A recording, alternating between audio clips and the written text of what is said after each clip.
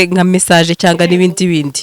jewe ndakubwiza ukuri ko kuri telefone password yanjye yose arahazi arayizi yose umva ajyamo agasoma nkambwira ati soma wewe gusa kambwa wasibye ntabwo nyapfa gusiba ikintu nsiba ni message y'ikindi kintu mbona kitandeba iyo mbonye ari ibintu bitanyubatseho simbisoma ndareba nkabona umuntu nkabikuraho ariko sinyapfa gusiba message.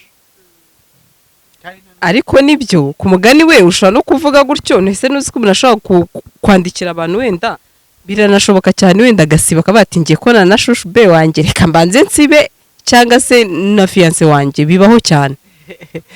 Birashoboka kuko akenshi burya umuntu niwe wiyizi nimba uzi ko ntacyo wikanga nta nicyo wikeka ugomba kubireka uzisibe nta mpamvu zo kubisiba ariko iyo wikeka uzi ko nyine meze nk'agakoco gusa urahugeze urakocora ubwo bizagera ryari nta reka ngiye na buriya iyo nkunda n'umuntu umuca inyuma birangora.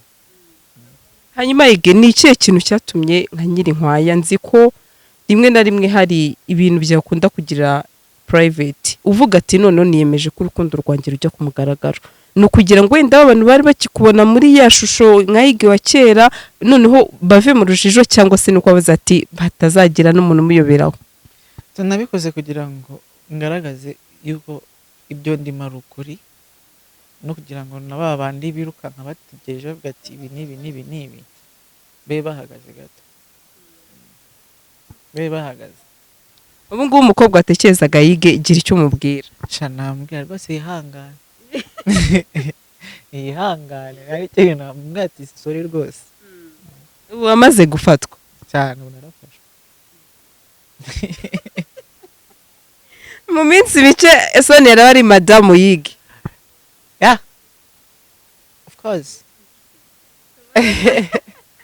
Hanyuma yige urakoze cyane urambwiye uti nibyo wenda cyane ko munateganya ibyo byo byose ubukwe imbere yanyu ni n'ibintu byiza cyane burya kuba umuntu yavuga ati navuye aha noneho ndi mu rukundo rushya ariko iyi saha uramutse umubwiye ati njyewe urabizi ko ndakijijwe ndi umuntu wifuza mbese kujya mu nzira y'agakiza ibi nibi wenda gira ibyo uhindura bireke cyangwa se ntago nifuza kuba nabana nawe mu rukundo udakijijwe cyane ko burya ubushize watangaje ko ikintu mwapfuye na Line ari uko wabonaga adakijijwe kandi we wifuza umukobwa ukijijwe aramutse abyanze cyose ukabona iyo nzira ushaka ntago noneho we ayirimo byagenda biti kandi ibyo byose bitangaje kuko umukunda wakemera ukabana nawe adakijijwe byagenda bite muri makeya. Ubuseka nkubaze ndabyemera pe gukizwa n'ibintu umuntu agendamo gahoro ko narabimubwiye arambwira ati ibyo ni ibintu umuntu agenderamo gahoro gahoro then hari ababana umugabo ugasanga arakijijwe umugore ntakijijwe cyangwa ugasanga umugore arakijijwe umugabo ntakijijwe ko hari ngo nyinshi zimeze zityo so nimba umuntu ukunda umuntu rero ntago bivuze yuko ko umwanga ko adakijijwe buse nibanga baba hano hari abo nyina byewe nka muri quartier yanjye ntuyemo mbere ira Gikondo ko n'undi muri Gikondo n'ubundi hari abantu benshi nzi rwose hari abagabo benshi nzi bafite abagore b'abakristo kandi babanye neza kandi mu rukundo rwabo kandi banasazanye ugasanga umugabo ntakijijwe umugore arakijijwe. Ntabwo rero nyine nabijya kubiberingaho cyane kuko ni urukundo rwanjye. muri make uzemera mu banadakijijwe kandi yige wari uri mu murongo wo gukizwa. Gukizwa se ko ari ibintu bimwe nandi kukubwira, nimba umuntu umukunda mukemeranya ko mwabana akitwara neza mu kibuga nawe ukitwara neza mu kibuga, ndizera ko ari ibintu biri simple. we ige ikintu uri kuvuga je nacyumvishe muri make urasanga ati urukundo rusha imbaraga byose kandi koko ndanabyemera ibyo uri kuvuga, ariko hari ukuntu ko muri ya nzira yo gukizwa ni urugero ushaka kuvuga uti n'urugero sinifuza wenda umukobwa wambara akantu k'akamini kagezaho, cyangwa se sinifuza umukobwa wambara umwenda ushaka kugaragaza ukateye n'urugero, ariko ugasanga wenda kubera sheri wawe abikunda cyo fiance wawe ibyo binakubwira ati ibi bintu sinabireka, wakemera ko byihanganira.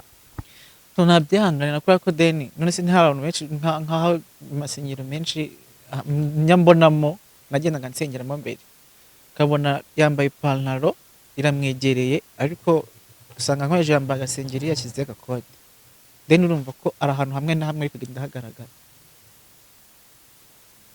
Kwambara miniho yarambwiye ko ntapfa kuzambara yikundira amapantaro gusa, niyo yambaye ikintu nyikanzu ndende. Aha urukundo ni byose koko kuba yige kandi ni ukuvuga ngo rero umuri bitarine wamuhoye ubusa. Na mbere hari ikintu rero ukabona kitarinjiramo neza cyane, ntabwo byari bitakinjiramo neza, ariko ubu nambabarire ko navuga ko muri kiriya gihe yaje irukanka kandi nari ndi kugenda gahoro, ntabwo byari byo by'urukundo numvaga bitaranzamo neza, numvaga bitarazamo. Ni ukuri arabyumva ibyo byose nanjye sinakubureminga, cyangwa se wasanga atari n'urukweto rwawe kiriya gihe wenda umuntu wese agira uwe cyangwa agira igihe cye, ndabeshya yige byanashoboka buriya. Hanyuma iyi saha dusa n'abagana no ku musozo w'ikiganiro yige, uri umuntu wenda wavuye ahandi hantu uyu munsi uri mu gakiza ndetse navuga ngo no muri relationship iri strong, aho uvuga ati njye nakemera umukobwa bikagenda gutya, mbese nuko umutima wawe ariho. Iyi saha waba iwe yarigeza yerekana umuntu bitayige cyane ko numvishe biri mu process yo kujya kumwerekana.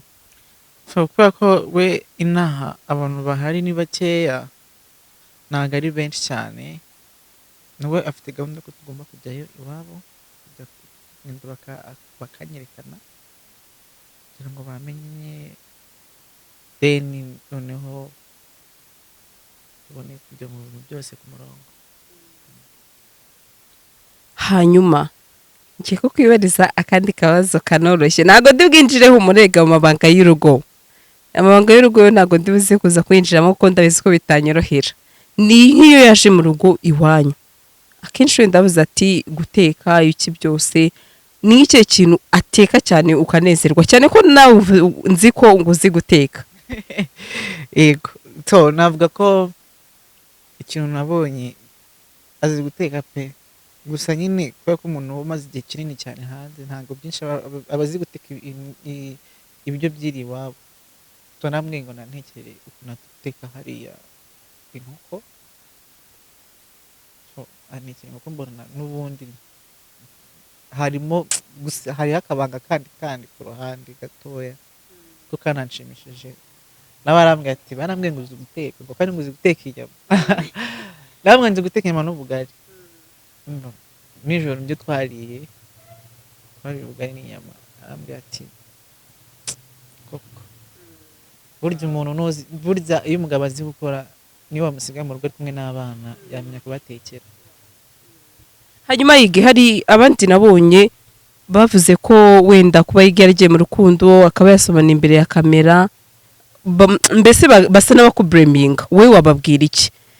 Barambwiye ngo ibintu nakoze ngo ni bibi, ngo umuntu w'umukristo ngo nagomba kujya imbere ya kamera social media ngo agasomana. Ndababwira ati se kujya mu muhanda ugasomana n'undi muntu mu muhanda, manswe isi yose kubona, ndumva ari ibintu gusomana ari ibintu biri easy cyane.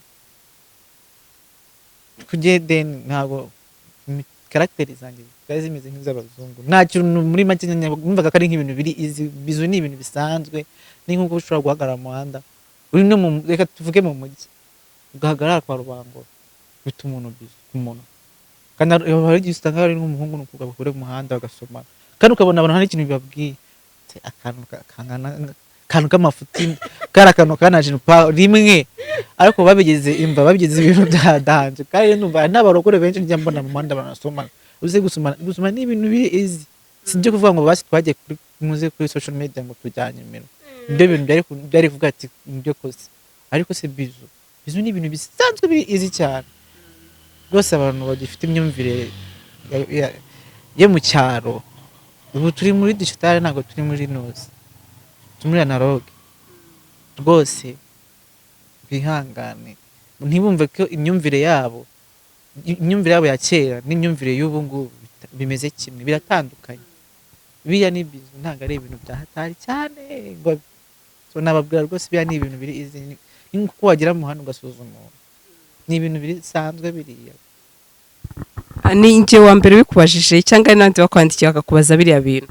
So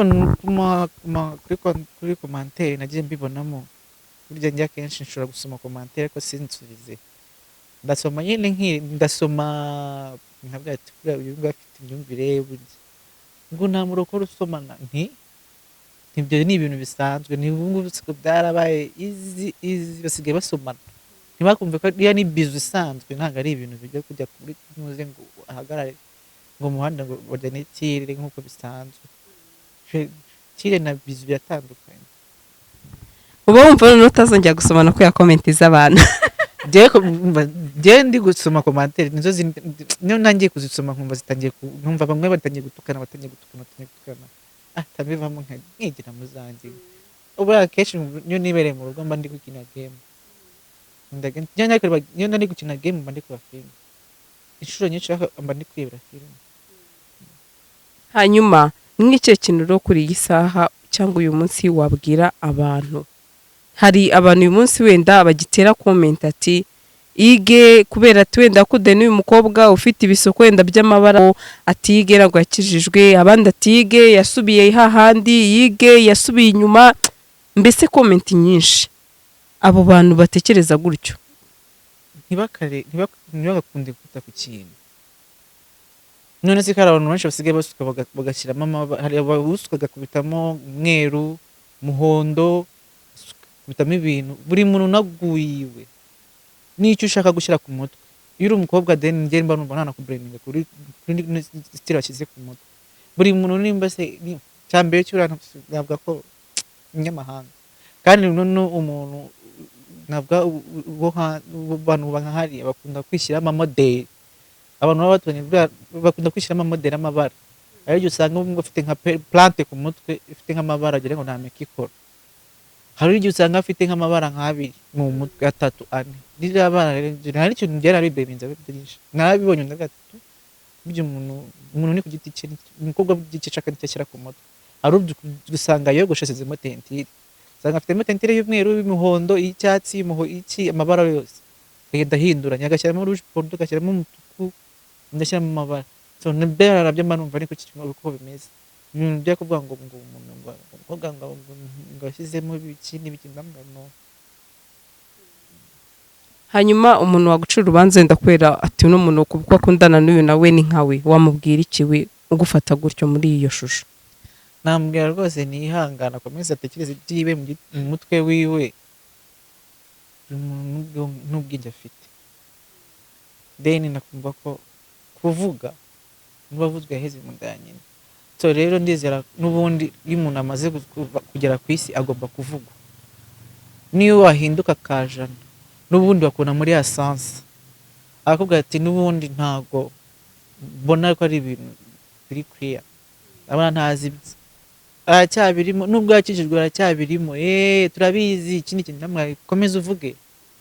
Buryo ikibi ni wa wundi uvuga wanyuze bakamusubiza, iyo musubizanyije mwembi n'umuntu iyo bareba babona ko mwese nta numwe wuzuye, ariko iyo avuze ugaceceka ukamwihorera, wa wundi aravuga ati uriya yaranasaze, wowe ubwira umuntu warangiza uri kubwira ntagusubize, ni nko kubwira imbwa niko navuga ni nko kubwira imbwa ubwo se barabona nk'abantu ufata ibuye akaritera imbwa kandi mu biswi tasubiza umuntu ibuye so rero byose mbifata muri sansima ya nukuri igereka ngushimire cyane kandi nkubwira ngo kuraje mu rukundo rushya urimo tuzagutahira ubuke rwose unezerewe cyane nazajya ikigusubiza inyuma kandi wakoze cyane namwe mwakoze kudutumira Gasaro TV. Niba uri umukunzi rero w'indirimbo zo kuramya no guhimbaza wakumva indirimbo muri iyi minsi nziza cyane iri gusana imitima benshi yitwa Imbaraga, akaba ari indirimbo ya Bobo Silvestre, ndetse nakubwira ngo ushaka kumva iyo ndirimbo yose wanyarukira kuri channel ye ukandikamo Bobo Silvestre. Ni indirimbo nziza cyane ndetse iri gufasha abantu muri iyi minsi, aho wakanda na subscribe ndetse ukanasharinga ukageza benshi ubutumwa bw'Imana. Ni indirimbo nziza kandi zikora ku mitima ya benshi, ndabigushishikarije nawe nyarukirayo uyumve, ndabizi uraza kuryoherwa. Ibihe bigenda bihinduka nsanze nashoboye kubaho nagufite